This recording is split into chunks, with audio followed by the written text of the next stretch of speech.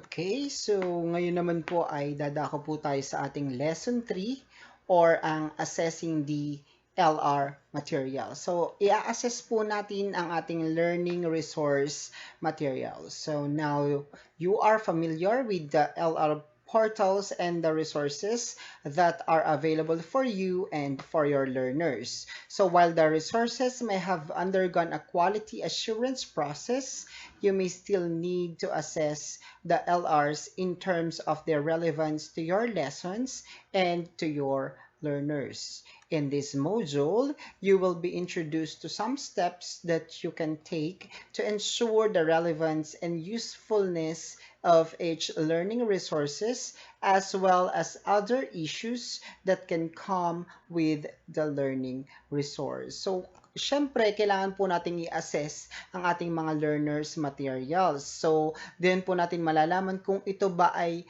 malaki ang kinalaman sa ating lesson at ito ba ay mapapakinabangan natin or magagamit natin sa ating mga lesson. Kasi merong mga learners resources na hindi po masyadong sumasakto dun sa ating lesson for that day. So, i-assess natin ng ating mga learning resources kung ito ba ay nararapat na gamitin para sa ating topic for that particular day. Ano po? So, by the end of the lesson, you will be able to. So, ano yung ating mga objectives? Number 1, assess the quality of the LR materials from both DepEd and non-DepEd portals using the LR Rapid Assessment Tool. So, i-assess natin ang kalidad ng ating learners resources materials galing sa DepEd at sa hindi DepEd na portal. So, gagamit po tayo ng LR Rapid Assessment Tool.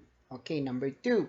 So, discuss the insights and realizations about these LR. So, i-discuss po natin ano kaya yung ating realization pagkatapos nating i-assess ang ating mga LR materials using the rapid assessment tools.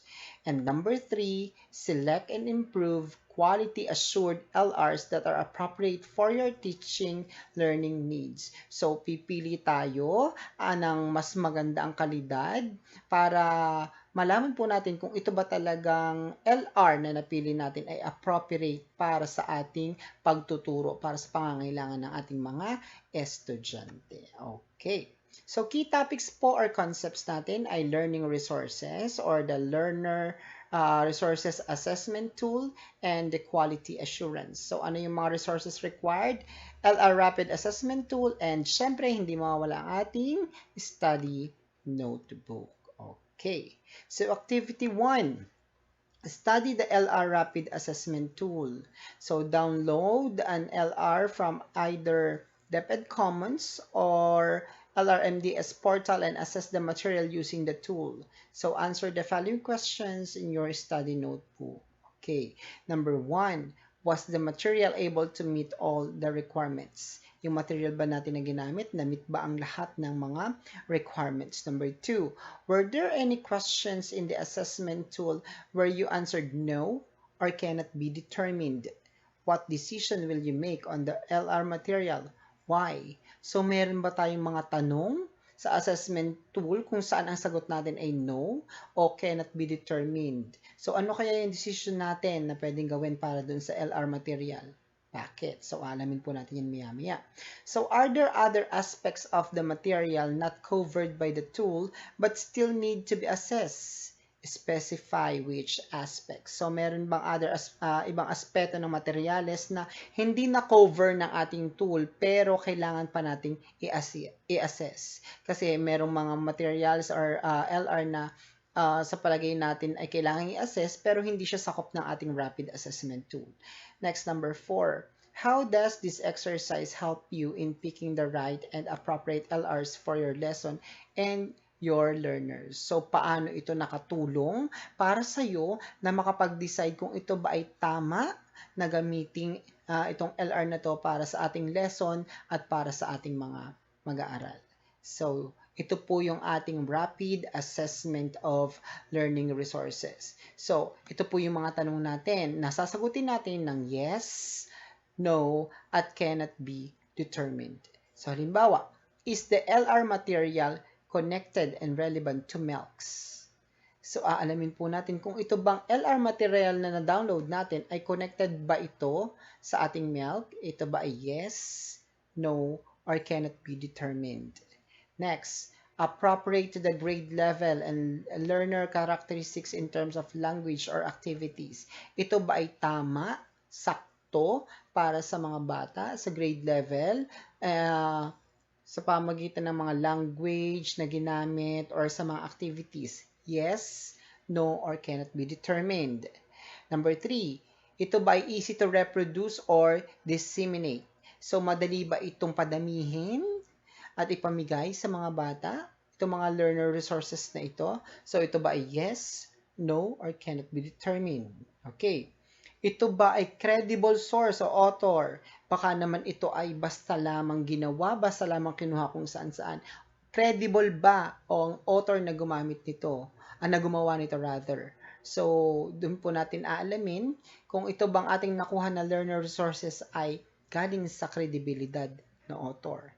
Next, ito ba ay culture and gender fair? Siyempre, aalamin po natin kung ito ba ay para sa lahat.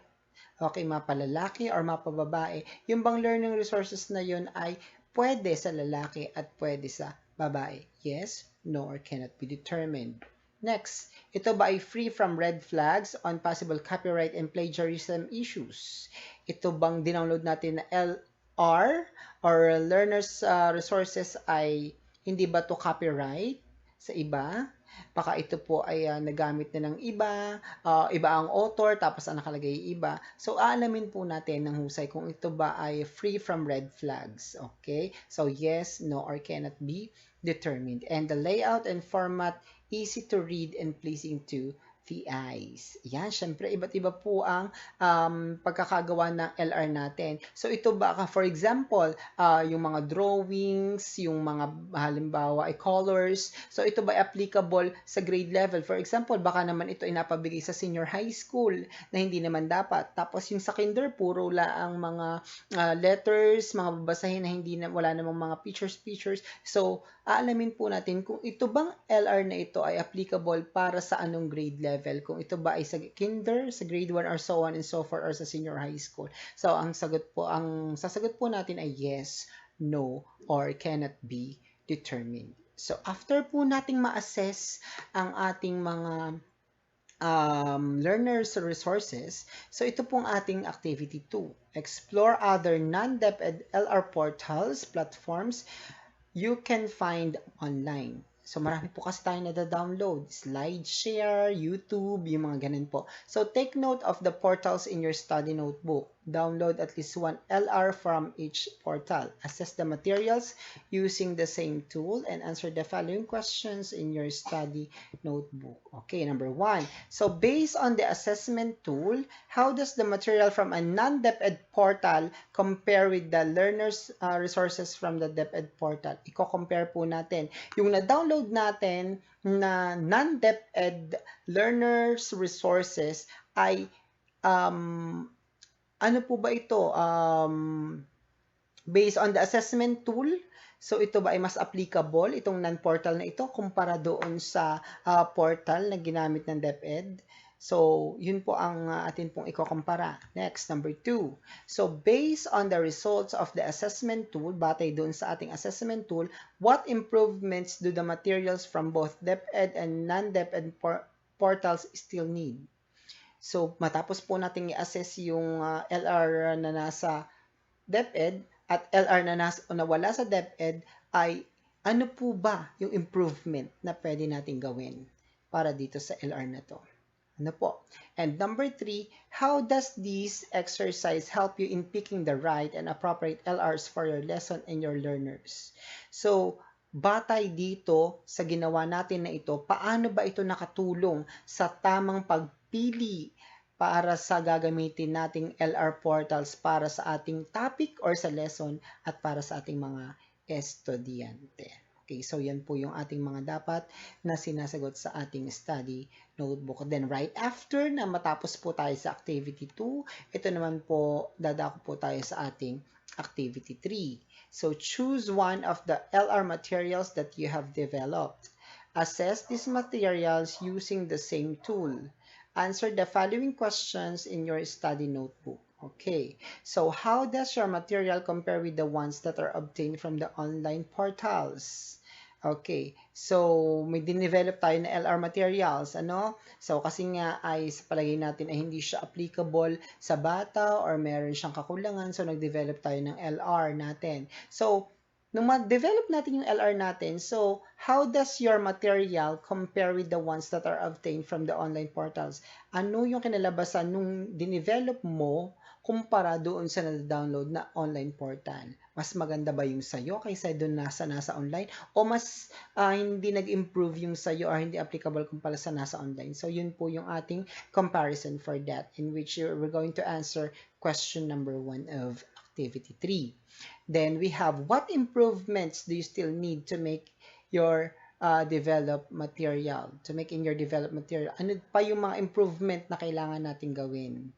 Okay? So, i-assess din po natin yung mga ginagawa natin mga learners resources at tatanungin din po natin, anong improvement pa ang pwede natin gawin?